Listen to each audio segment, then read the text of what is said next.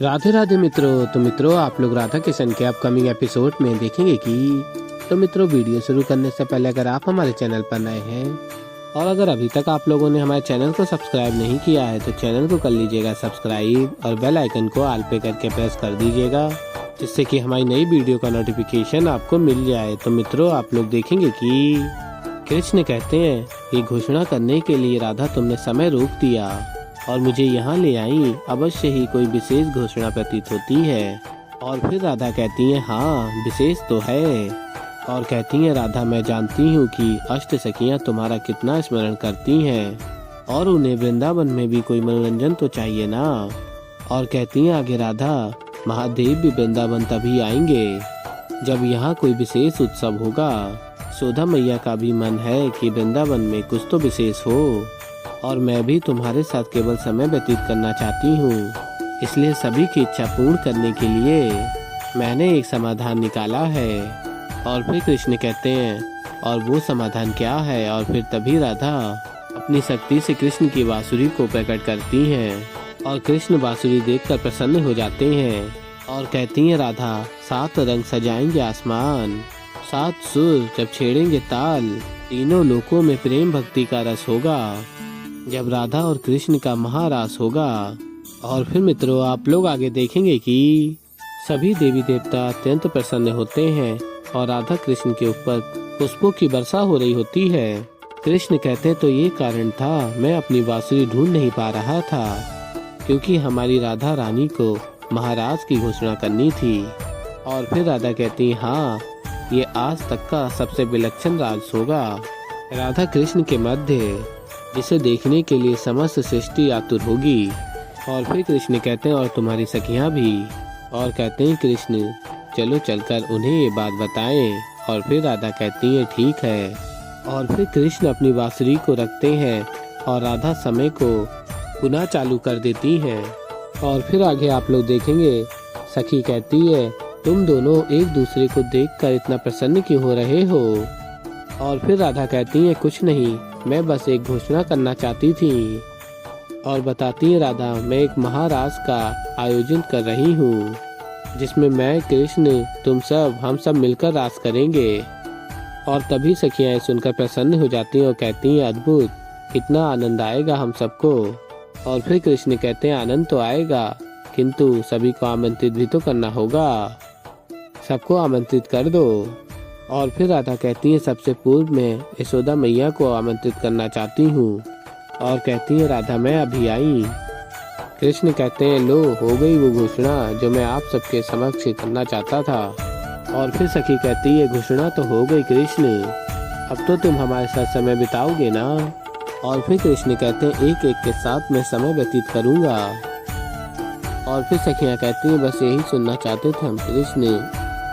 और कहती हैं आप सबका धन्यवाद। और फिर सखियाँ कहती हैं कृष्ण से अब हम चलते हैं। और फिर आगे आप लोग देखेंगे बलराम दाऊ कहते हैं महाराज। और फिर कृष्ण कहते हैं अब शीघ्र ही होगा महाराष्ट्रम। और फिर मित्रों, आप लोग आगे देखेंगे कि महादेव कहते हैं अब तो तुम्हें ज्ञात हो गया होगा गौरी कि श्री कृष्ण ने बलराम के हाथों जो न्योता पहले भिजवाया था वो विशेष किस उत्सव के लिए था। और फिर आगे आप लोग देखेंगे कि देवी पार्वती कहती हैं। और फिर देवी पार्वती कहती हैं मुझे तो सब कुछ ज्ञात हो गया है महादेव, किंतु एक बात का ध्यान रहे कि यदि राधा को ज्ञात हुआ कि कृष्ण ने सब कुछ पहले से ही सोचकर किया था तो ये योजना आपको और कृष्ण को दोनों को अत्यंत भारी पड़ेगी। और फिर महादेव कहते हैं ऐसा कुछ भी नहीं होगा गौरी, श्री कृष्ण उन्हें कुछ पता ही नहीं चलने देंगे, तुम देख लेना। और फिर देवी पार्वती कहती हैं और भ्राता बलराम। और फिर बलराम दाऊ कहते हैं बस अब मैं समझा काना कि यहाँ ये सब हो क्या रहा था। और कहते हैं दाऊ तुमने पहले से ही सब कुछ सोच के रखा था, तुमने पहले ही अष्ट सखियों और महादेव को न्योता भिजवा दिया था ना। और कहते हैं बलराम दाऊ कहते हैं वैसे अब मैं समझा काना कि यहाँ ये सब हो क्या रहा था, तुमने सब कुछ पहले से ही सोच के रखा था ना। तुमने पहले ही अष्ट सखियां और महादेव को न्योता भिजवा दिया था, तुम बस राधा के मुख से कहलवाना चाहते थे ताकि उसे ऐसा लगे कि ये सब उसने करवाया है। और फिर मित्रों आप लोग आगे देखेंगे कि कृष्ण कहते हैं बलराम दाऊ से, शांत रहिए, वैसे जो आपने कहा है वो सत्य है, किंतु ये बात आपको किसी को नहीं बतानी है, विशेष रूप से राधा को। और फिर दाऊ कहते हैं हाँ मैं भला किसी को कुछ भी क्यों कहूँगा। और कहते हैं किंतु यदि राधा ने मुझसे पूछा तो मैं झूठ तो नहीं कहने वाला उससे। और फिर कृष्ण कहते हैं राधा भला ऐसा प्रश्न क्यों पूछेगी, नहीं पूछेगी, जो हो गया सो हो गया, अब जो होगा वो शुभ ही होगा। और फिर देवी पार्वती कहती महादेव से, अभी तो राधा कृष्ण ने महाराज की घोषणा की है और आप अभी से इतने प्रसन्न लग रहे हैं। और फिर महादेव कहते हैं प्रसन्न क्यों ना हूँ गौरी, आराध्य ने इस महाराज की घोषणा करने से पूर्व ही प्रथम निमंत्रण मुझे भेजा था। अब आराध्य के इस महाराज में भाग लेने के लिए जब प्रथम निमंत्रित मैं हूँ तो सबसे पहले सज्ज भी मुझे होना पड़ेगा ना, इसलिए मैं अपने डमरू को सज्ज कर रहा था। और फिर देवी पार्वती कहती है तो मैं भी जाती हूँ और महाराज के लिए सज्ज हो जाती हूँ। और फिर महादेव कहते हैं हाँ गौरी। और फिर देवी पार्वती कहती है मुझे तो ऐसा प्रतीत हो रहा है ये महाराज अत्यंत दिव्य और अद्भुत होने वाला है। और फिर महादेव कहते हैं और इसीलिए मैंने आराध्य के इस महाराज के लिए सभी देवी देवताओं को भी आमंत्रित कर लिया है। और फिर देवी पार्वती कहती परंतु आप क्यों कर रहे हैं महादेव। और फिर महादेव कहते हैं गौरी मेरे आराध्य का प्रत्येक महाराज प्रेम से परिपूर्ण होता है, संसार में प्रेम की शक्ति का संचार करता है, इसलिए मैं नहीं चाहता कि कोई भी इस प्रेम की अद्भुत शक्ति से वंचित रह जाए। और फिर आगे आप लोग देखेंगे कि राधा की माँ कहती है यशोदा से, जीजी क्या बात है, आज प्रातः से ही बच्चे दिखाई नहीं दे रहे। और फिर यशोदा कहती हैं घर में ही होंगे और नवीन उत्पाद मचाने का उपाय ढूंढ रहे होंगे। और तभी राधा आ जाती है और कहती है उत्पाद नहीं मैया उत्सव कहिए। और कहती है एक ऐसा उत्सव जो समस्त वृंदावन में प्रसन्नता के रंग भर देगा, नृत्य होगा, संगीत होगा, दूर दूर तक इन सब की ही गूंज होगी, क्योंकि हम एक महाराज की तैयारी कर रहे हैं। और फिर राधा की माँ कहती है महाराज। और तभी राधा कहती है हाँ माँ। और बताती हैं आगे राधा ये महाराज कल ही होगा वृंदावन में। और कहती है राधा आप अभी से सज्ज हो जाइए, और क्योंकि इस रास में बहुत से लोग आने वाले हैं और हम सब मिलकर उत्सव मनाएंगे। और फिर आगे यशोदा मैया कहती है मेरी भी यही इच्छा थी कि गांव में उत्सव हो और सभी मिलकर ये उत्सव मनाएं। और फिर आगे आप लोग देखेंगे राधा कहती है मैं जानती थी, तभी तो आपकी प्रसन्नता के लिए किया है मैंने ये सब। और फिर यशोदा मैया कहती है राधा से तुम मेरा कितना ध्यान रखती हो। और फिर राधा कहती है सदैव रखूंगी मैया, बस आप वो देख रही हैं जो मैं आपको दिखाना चाह रही हूँ। और तभी राधा की माँ कहती है क्या दिखाना चाहती हो तुम जीजी को राधा। और फिर मित्रों आप लोग आगे देखेंगे कि राधा कहती हैं वो मेरा अर्थ था कि मैं यशोदा मैया को प्रेम दिखाना चाहती हूँ उनके ही प्रति और अन्य सभी को भी।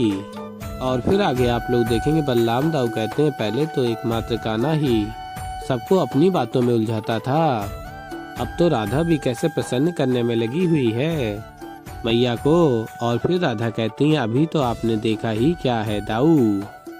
और फिर मित्रों आप लोग आगे देखेंगे कि राधा कहती हैं जानती हैं यशोदा मैया इस पूरे रास की तैयारी कौन कर रहा है। और फिर आगे राधा कहती हैं हमारे प्रिय दाऊ। और कहती हैं दाऊ तो यहाँ आने वाले थे आपका आशीर्वाद लेने। और फिर राधा कहती हैं लो आ गए, आइए आइए। और फिर मित्रों आप लोग आगे देखेंगे कि कृष्ण कहते हैं वाह क्या आरंभ हुआ है इस दिवस का, जैसा मैंने सोचा था उसी की योजना के अनुसार जा रहा है। और कहते हैं हमारा अत्यंत दिव्य होगा। और तभी सखियाँ कहती हैं कृष्ण तुम यहाँ। और फिर कृष्ण कहते हैं मुझे आभास हुआ ही था कि सारी मेरी प्रिय सखियाँ यहाँ पर रास के लिए कुछ न कुछ लेने के लिए अवश्य आएंगी। और फिर मित्रों आप लोग आगे देखेंगे कि कृष्ण कहते हैं सखियों से मैं कोई मदद कर दूं।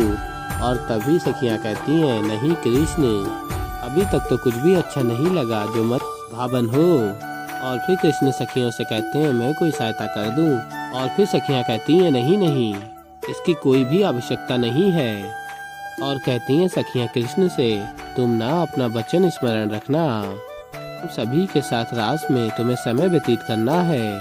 और फिर कृष्ण कहते हैं कृष्ण अपना दिया हुआ वचन कभी नहीं भूलता।